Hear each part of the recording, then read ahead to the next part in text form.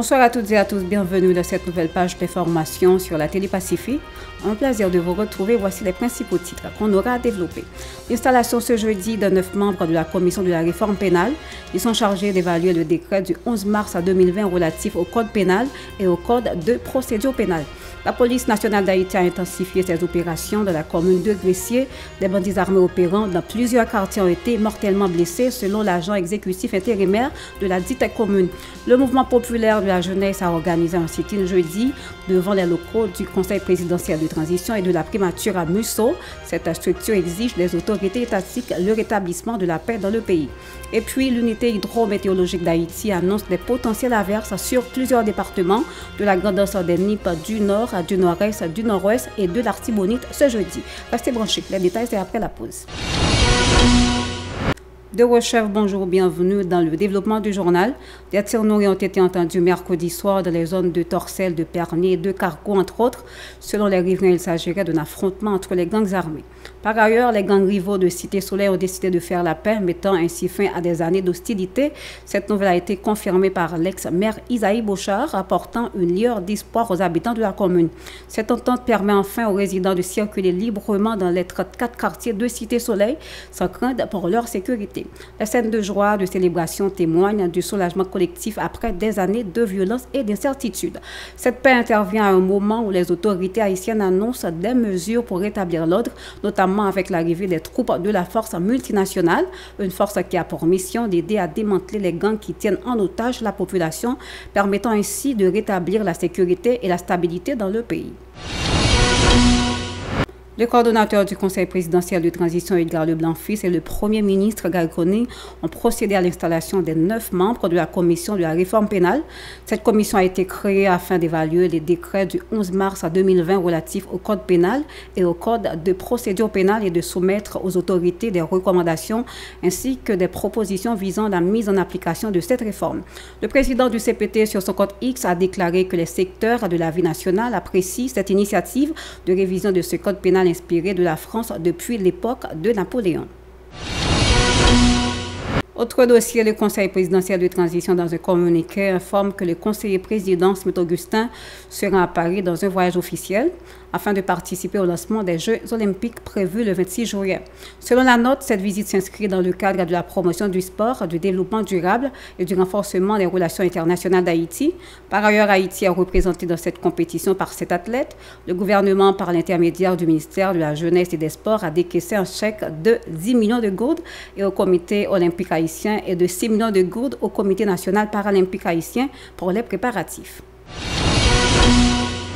Dossier corruption, l'unité de lutte contre la corruption a pris en charge une dénonciation de corruption visant 3 membres du Conseil présidentiel de transition qui auraient réclamé une somme de 100 millions de gourdes au président du conseil d'administration de la Banque nationale de crédit, Raoul Pierre-Louis, pour le maintien de ce dernier au poste. Selon les informations dont nous disposons, l'organe de lutte contre la corruption a pris les dispositions pour ouvrir une enquête sur ce dossier. Autre nouvelle, le mouvement populaire de la jeunesse a organisé un sit-in devant les locaux du Conseil présidentiel de transition et de la primature pour exhorter les autorités à résoudre cette crise multidimensionnelle qui sévit dans le pays. Le coordonnateur de cette structure, Nélus Nérius, a exprimé son scepticisme quant à la réussite de cette transition et a dénoncé la violation de l'accord politique. Il appelle les membres du Conseil présidentiel de transition à poser des actions concrètes en faveur de la population qui souffre. Suivons-le au micro de Yasmine Sano et Max René Orissin. La population a continué à souffrir.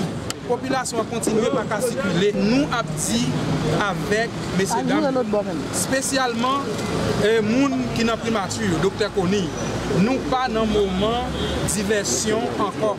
Je dis, il n'y a pas de diversion pour faire. C'est le résultat. Tout autant de monde ne va pas passer Matissan, tout autant de monde ne va pas passer dans Plaine, tout autant de monde qui a fait, pas qu'à retourner la caille. Moun Gressier, Mariani, pas capable de vivre en paix.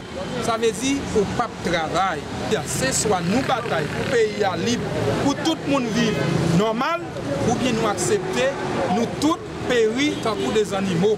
Maintenant nous-mêmes nous venons là pour nous dire, à M. Kony, question levée à parler dans la presse, à droite à gauche, nous-mêmes, comme nous on ne les pas attendre, mais si nous levons campé, nous sommes capables de contraindre, messieurs, au moins n'a pas arrivé à appliquer des programmes internationaux à Bali à la lettre. Nous avons demandé au peuple n'a pas quitté. C'est nègre politique. Non, intérêt par eux qui va le mettre dehors. Tout le monde qui habite le engagement, tout le monde qui habite le bataille, doit commencer à souquer parce que nous prenons mauvais pente. Nous ne pas réussite transition coupée fâchée. C'est pour ça que nous faisons appel à des membres du conseil. Pour prendre responsabilité. Le coordonnateur du mouvement populaire de la jeunesse Mackenlow, Jean-Pierre, dénonce les membres du conseil présidentiel de transition qui, de leur installation, ont commencé à violer la loi du 28 février, exigeant aux fonctionnaires et aux cadres à déclarer leur patrimoine. Il critique également les autorités pour avoir priorisé l'organisation des élections sans se donner la peine de restaurer la sécurité et de faire la réforme constitutionnelle. Selon lui, ces manœuvres visent à organiser des élections contestées dans le pays. Suivons-le. Depuis l'installation du conseil présidentiel là, ils ont violé la loi 12 février 2008 là, qui portait sur déclaration de patrimoine. Jusqu'à maintenant, on a parlé là, le conseil présidentiel, nous avons retiré vertilé là-dedans. Il y a beaucoup de gens qui font déclaration de patrimoine pour dire ULCC, combien de comptes en banque ils ont gagné, combien de cas ils ont gagné, combien de machines ils ont gagné et dans quel pays ils ont gagné. Donc, ils n'ont pas fait son façon pour capable alimenter la corruption dans l'État. Nous pensons que le conseil présidentiel, ça, il doit corriger KL après 90 jours, il passe dans notre pays. Dans l'accord 3 avril, dans l'article 1er.1, la mission de la transition s'articule autour de 3 priorités. 1, je veux dire, mettre sécurité dans le pays, ça qui n'est pas fait. Je veux dire, faire réforme constitutionnelle et institutionnelle, ça qui n'est pas fait. Et troisièmement, je veux dire, faire élection. Ah bien, étonnamment, nous n'avons quitté ni sécurité, nous n'avons quitté ni réforme, et puis nous avons bourré quoi dans la question élection. Sauf façon pour y vendre pour sa sénateur à député pour continuer à faire l'argent. Nous disons que le présidentiel ça, attention, veillez l'autre là. Toujours dans l'actualité, le ministère de l'Éducation nationale et de la formation professionnelle se félicite de la réussite du déroulement des examens officiels de la 9e année fondamentale. Monsieur Jean-Wilno Pierre, coordonnateur de la direction départementale de l'Éducation nationale, affirme que l'organisation des épreuves a été d'une réussite totale. Lors de la présentation du bilan hier, au dernier jour des examens, 95,51% sur 186 370 candidats ont participé à ces épreuves. Monsieur Jean-Wilno Pierre a remercié le partenariat de l'UNICEF qui a permis à environ 80 000 candidats aux examens officiels de suivre des cours de compensation de l'apprentissage pendant cette période académique difficile. Toujours en ce qui concerne les examens officiels, environ 517 candidats de la 9e année fondamentale provenant de 5 établissements différents de la commune de Gantier ont subi les épreuves dans le centre de l'éducation nationale de Sœur Teresa de Calcutta dans la zone de Petite Place Caso à Delma. Le responsable du centre examen, Beniel Joseph, informe avoir hébergé et soutenu provisoirement 102 personnes composées de 63 élèves et de 39 parents. Suivons ces déclarations au micro de Véron Arnaud et Max Coni-Orissin. Nous avons 500 qui étaient ici à l'École nationale Sœur Teresa de Calcutta, Centre aussi Pierre Apôtre, institution Saint-Croix, lycée Gantier, École nationale complète de Gantier, institution Papillon Léger, 500 qui étaient un total de 517 timons. Tout question hébergement, nous avons 517 timons accompagnés des parents. Nous avons 102 personnes qui étaient hébergées dans l'École nationale Sœur Teresa de Calcutta. À raison de 63 élèves plus 39 parents. Les autres nous avons une quantité qui est venue seulement avec l'uniforme, qui va des sandales, qui va des sous-vêtements, qui va des vêtements, tout ça.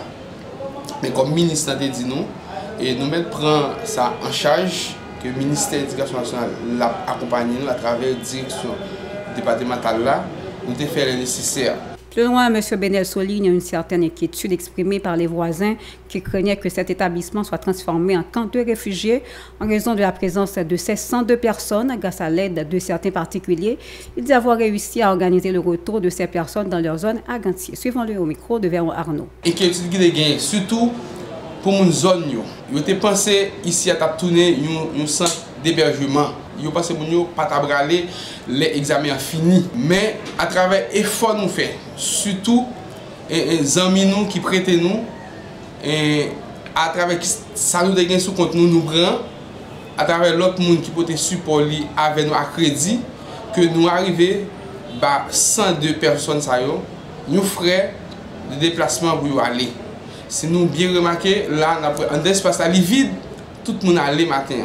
Tout le monde allait, nous avons frais pour aller, tout dépendamment des côtés, nous allons aller. Il y a qui tape en moto, il y a qui l'engagé, c'est passé. En majorité, c'est moto à prendre parce que c'est pas où principal à prendre.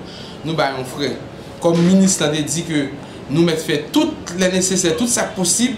Important pour lui, c'est que Timounio est composé et que 3 jours. Il passe, il très réussi parce qu'il n'y a pas aucun problème qui est posé. Tout le monde qui vient, il composé. L'Observatoire national des sports haïtiens, avec l'appui de ses partenaires techniques et financiers tels que l'OPC et l'ambassade de Taïwan, a clôturé jeudi la première édition du concours national de dissertation sur le sport, sur le thème « Comment le sport peut-il contribuer à l'établissement de la paix et au développement socio-économique en Haïti ?» L'ancien ministre de la Jeunesse, des Sports et de l'Action civique et directeur de l'ONACH, Edwin Charles, a exprimé sa satisfaction quant à la réussite de cette initiative qui a débuté le 23 février dernier. Ces comptes écoles ont participé. Les 3 premiers lauréats de ce concours proviennent de l'institution Sacré-Cœur de Turgeau, du collège Saint-Louis de Bordon et du collège Canado-Haïtien. Utilise le sport comme un outil puissant pour prévenir les conflits et promouvoir une culture de paix et de développement en Haïti. Comme cela a été fait dans des pays comme l'Afrique du Sud. L'Afrique du Sud avec Nelson Mandela en 1996. Qui a tout changé par le sport. Qui a tout transformé par le sport. Parce que Nelson Mandela est un boxeur. Et il savait pertinemment l'importance de cet outil, l'importance de ce vecteur. Et il a utilisé le sport. Il a utilisé cet outil justement pour transformer son pays. Le représentant de l'ambassadeur de Taïwan en Haïti, Li Baoneng, a salué la performance de ses lauréats qui voient le sport comme un outil de développement économique. Il a réaffirmé la collaboration de son pays avec Haïti et a annoncé l'octroi de 3 bourses d'études aux 3 premiers lauréats. Suivons-le. C'est pour ça que le gouvernement taïwanais, chaque année, offre le programme de bourse d'études titulé Nova Taiwan Scholarship Program et celui ICEF International High Education Scholarship Program. Ces 2 programmes de bourse sont faits en vue de promouvoir les échanges des jeunes des 2 pays et d'encourager les études supérieures, à savoir depuis 2004 à 2024, plus de 200 élèves haïtiens sont bénéficiaires de ces programmes de NOVA et ICEF. Finalement, je voudrais profiter de cette occasion pour annoncer que les 3 premiers lauréats seront l'opportunité de recevoir le programme de bourse de NOVA. La première lauréate, Christiane Chel, a beau ce jour de ses propos, a remercié les organisateurs de ce concours. Elle a encouragé les jeunes à se former, à persévérer afin d'assurer un avenir meilleur. Je l'ai dit avec un sentiment de fierté. Je pense que c'est le fruit de travail vraiment acharné, de dur labeur, des nuits sans sommeil et d'énormément de recherches, comme je l'avais dit. Vraiment, un sentiment de satisfaction ici, du devoir accompli. Donc, le sentiment de démotivation, je comprends parfaitement, vu avec cette situation sociopolitique. Mais ce que je peux dire, c'est de se relever, okay, parce que le pays a besoin de nous, le monde aussi a besoin de nous. Donc on ne peut pas se laisser abattre par cette situation, mais nous devons s'opposer, en quelque sorte s'opposer, mais vraiment lutter contre cela et être une lumière et être un impact pour le pays. Bon, comme vous le savez, c'était ça avec le sujet comment le sport pouvait contribuer à l'établissement de la paix et au développement socio-économique en Haïti. Je l'ai développé en 2 points. D'abord sur le plan sur comment ça pouvait aider à l'établissement de la paix. Et ensuite, j'ai parlé du côté économique. Pour l'établissement de la paix, j'ai dit que le sport réduisait la délinquance juvénile. J'avais pris exemple notamment du programme de l'ONUDC qui consistait à prendre le sport comme élément, comme vecteur pour réduire la délinquance juvénile. Et aussi, j'avais dit que ça apaisait les tensions. C'est ici que prend fin cette édition du journal. Merci à vous de l'avoir suivi. Restez branchés à la télé Pacifique pour la suite de la programmation. Soyez toujours des nôtres. Au revoir et à bientôt.